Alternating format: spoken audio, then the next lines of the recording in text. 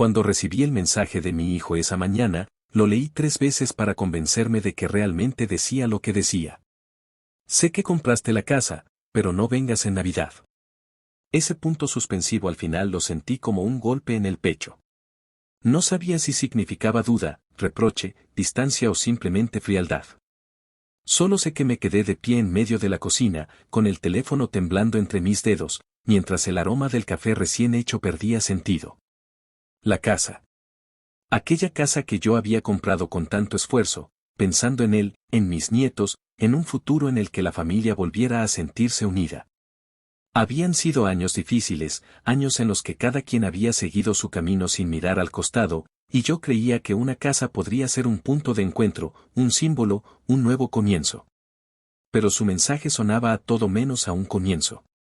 Me quedé mirando la ventana empañada por la neblina de diciembre. Afuera, la calle parecía triste, gris, pero nada se comparaba al peso que tenía ahora en el pecho. Conocía demasiado bien el tono de mi hijo. Ese no vengas no era un consejo, ni un gesto de compasión para que yo descansara, ni un asunto logístico. Era una frontera.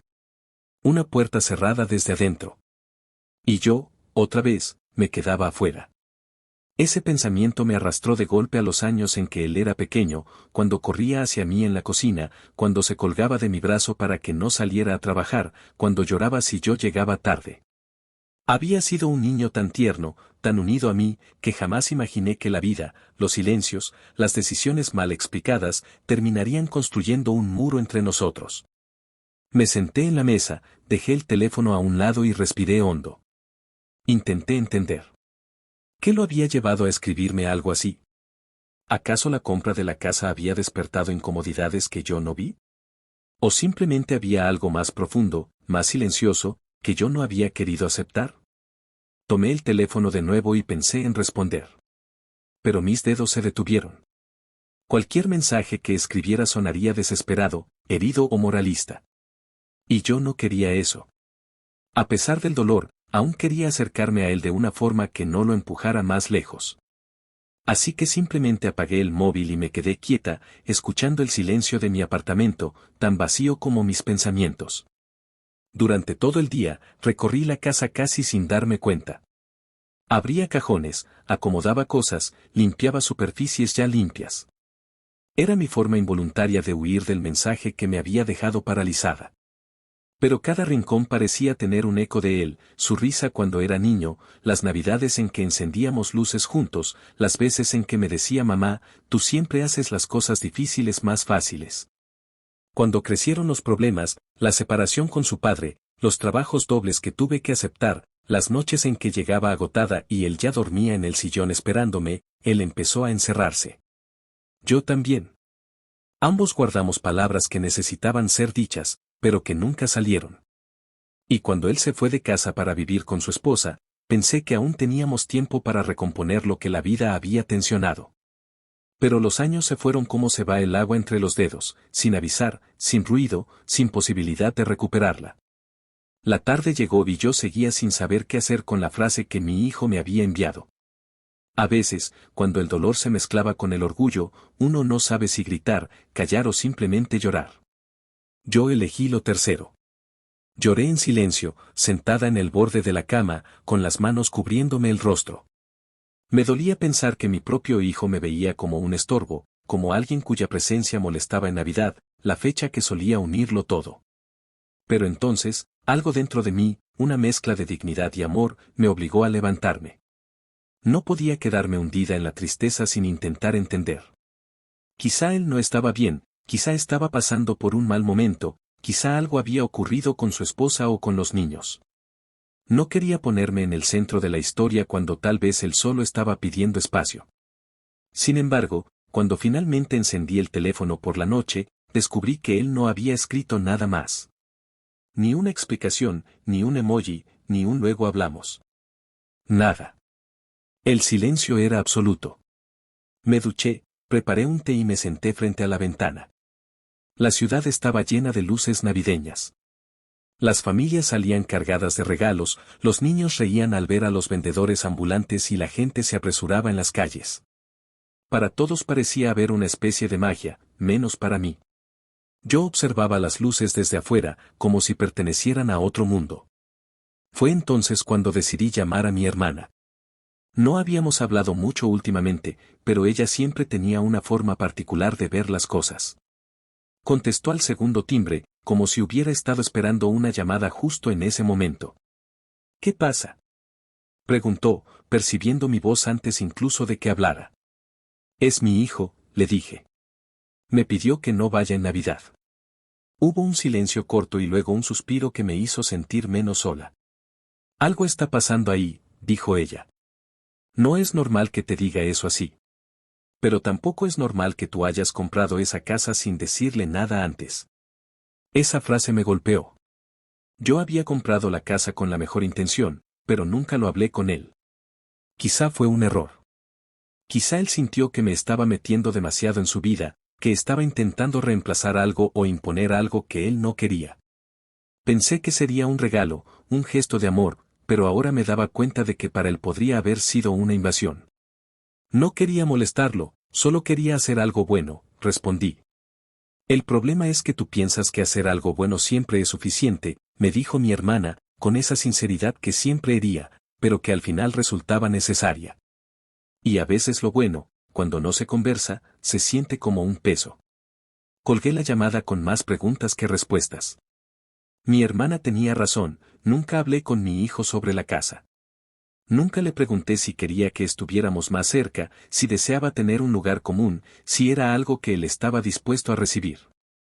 Asumí, como muchas veces, que mi amor era suficiente para justificar mis decisiones.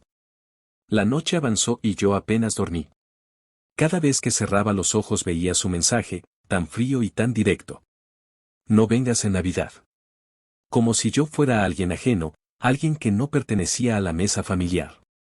Me pregunté si su esposa tenía algo que ver. Ella siempre había sido distante conmigo, educada, pero muy marcada por sus propias ideas sobre la independencia familiar. Tal vez ella había influido, o tal vez él simplemente había cambiado. A la mañana siguiente decidí hacer algo que no hacía desde hacía mucho tiempo, escribirle una carta. No un mensaje rápido, no un audio, no una respuesta impulsiva. Una carta que explicara mis emociones sin exigir nada. Quería que él entendiera que mi intención siempre había sido acercarme, nunca imponerme. La escribí a mano, en papel blanco, con una paciencia que ya casi había olvidado. Le conté cómo me sentía, pero sin culparlo. Le dije que respetaría su decisión, aunque me doliera. Le expliqué por qué compré la casa, y le pedí, con humildad, que al menos habláramos después de Navidad. No para reclamarle, sino para entendernos. Cuando terminé, la releí varias veces. No era perfecta, pero era honesta. Antes de enviarla, miré por última vez el árbol de Navidad que había armado sola la semana anterior. Lo había decorado pensando en que, tal vez, este año tendríamos una mesa grande, risas, villancicos, niños corriendo, pero ahora parecía una ilusión ingenua. Guardé la carta en un sobre, me abrigué y salí hacia el buzón del barrio. Mientras caminaba, sentí el viento frío golpear mi rostro, pero también una especie de calma. Había hecho lo correcto. Había dado el primer paso sin exigir que él lo diera también. Al volver a casa, encontré un paquete en la puerta. No tenía remitente claro, pero reconocí la letra al instante, era de mi hijo. Lo levanté con cuidado y lo llevé a la mesa. Mis manos temblaban. Dentro había algo que jamás hubiera imaginado encontrar. Y con ello, una verdad que cambiaría por completo el sentido de su mensaje, de la casa, y de lo que estaba ocurriendo entre nosotros. Abrí el paquete con la misma sensación que se siente antes de una tormenta, un presentimiento extraño, una mezcla de miedo, esperanza y una punzada de incertidumbre que se clava en el pecho. El sobre Kraft estaba cuidadosamente cerrado con cinta transparente, como si quien lo envió hubiera querido asegurarse de que nada se perdiera en el camino. Dentro, envuelto en papel de seda blanco, había un cuaderno de tapa dura, de esos que él usaba en la universidad para tomar apuntes. Reconocí de inmediato su caligrafía en la primera página, una letra inclinada hacia la derecha, firme, segura, que siempre le había envidiado por lo hermosa que era. Al abrir el cuaderno, encontré varias fotografías pegadas cuidadosamente, el de niño, yo sosteniéndolo en brazos, su primer día de escuela, un cumpleaños en el que ambos reíamos llenos de pastel, incluso una foto en la que estábamos en la playa, él sobre mis hombros, su risa tan clara que parecía escucharse aún a través del papel. Pasé cada página lentamente, como si el tiempo pudiera congelarse entre mis dedos. Era un álbum improvisado, pero no solo eso. Entre las fotos había notas que él había escrito. No eran mensajes recientes, algunos parecían escritos hacía meses. Había frases cortas, confesiones, pensamientos sueltos. Mamá, a veces siento que no sé cómo acercarme a ti. No quiero decepcionarte, pero tampoco quiero que lleves mis cargas. No sé cómo decirte las cosas sin sentir que te voy a herir. Cada frase me atravesaba como un hilo invisible que comenzaba a unir, quizá demasiado tarde, todas las piezas sueltas de nuestra relación. Pero la página que realmente me dejó sin aliento fue una que tenía un informe médico doblado. Lo abrí con manos temblorosas, con ese instinto maternal que reconoce el peligro antes de que las palabras lo confirmaran. El diagnóstico era claro, mi hijo había estado enfermo. Muy enfermo. Una enfermedad autoinmune que lo había obligado a someterse a tratamientos fuertes, agotadores, de esos que derrumban el cuerpo y dejan el alma suspendida en un hilo. Sentí que la habitación giraba. Me aferré al borde de la mesa para no caer. Era como si todas las luces de Navidad que se colaban por la ventana se hubieran apagado de golpe. Respiré profundo, o intenté hacerlo, pero el aire apenas entraba en mis pulmones. ¿Cómo podía haber estado yo tan ciega? ¿Cómo no lo noté? ¿Cómo no supe nada? ¿Cómo había pasado por esto solo? Me senté, incapaz de seguir de pie. Volví a leer el diagnóstico, intentando entenderlo. Había fechas, nombres de medicamentos, recomendaciones de especialistas, análisis, síntomas. Todo un universo de dolor y lucha que él había llevado en silencio. Y en ese instante comprendí el verdadero significado de su mensaje. Sé que compraste la casa, pero no vengas en Navidad, no había sido un rechazo. Había sido miedo. Miedo de que yo lo viera débil, miedo de que yo cargara su dolor, miedo de que la muerte, esa palabra que ninguno se atrevía a pronunciar, se colara en los ojos de su madre. Volví al cuaderno. En otra página había un texto más largo, escrito con evidente dificultad.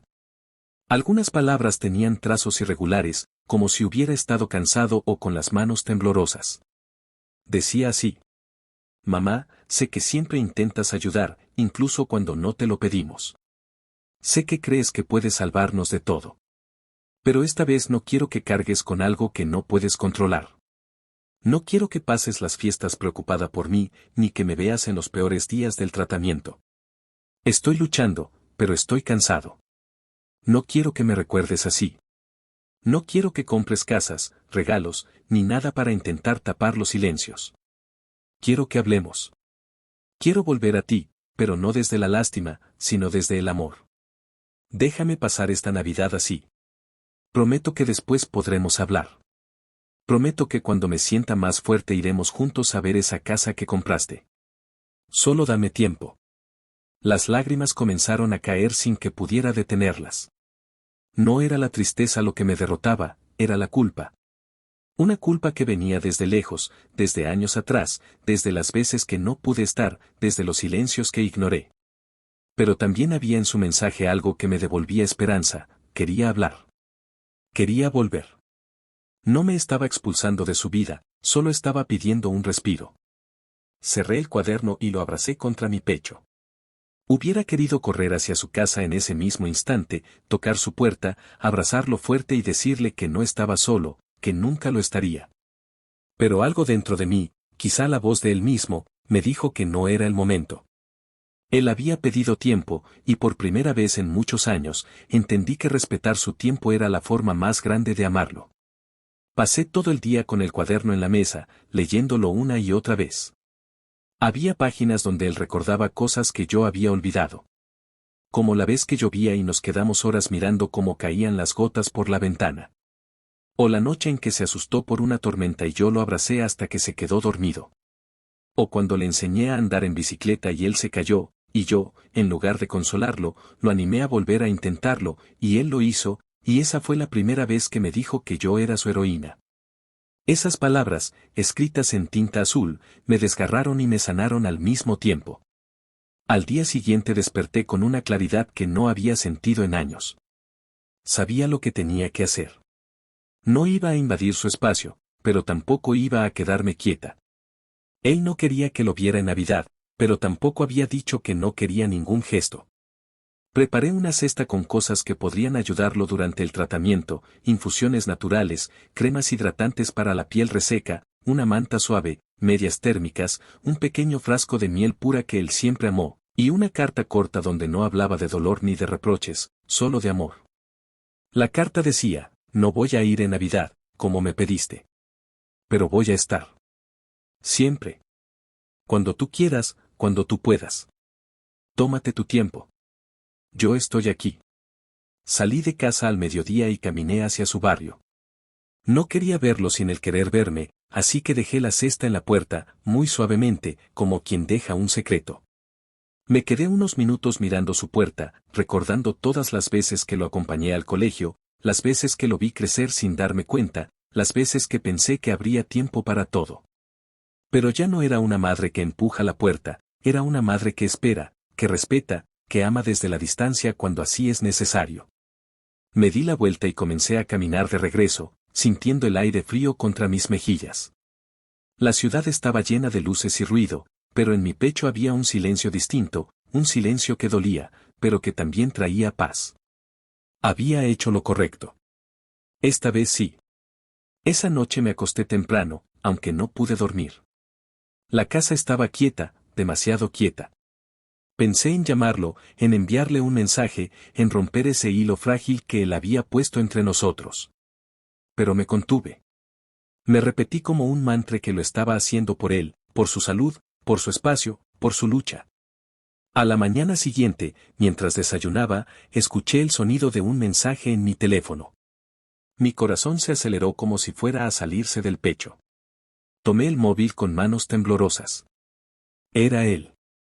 El mensaje decía, la recibí. Gracias. Hablamos pronto. 2 palabras bastaron para abrir una grieta de luz en toda la oscuridad que había sentido. Hablamos pronto. No ahora, no mañana, no un día incierto, pronto. Era una promesa. No era perfecta, pero era real. Era un paso. Era él, por fin, abriendo la puerta desde adentro. Ese día salí a caminar. Me sentí más ligera.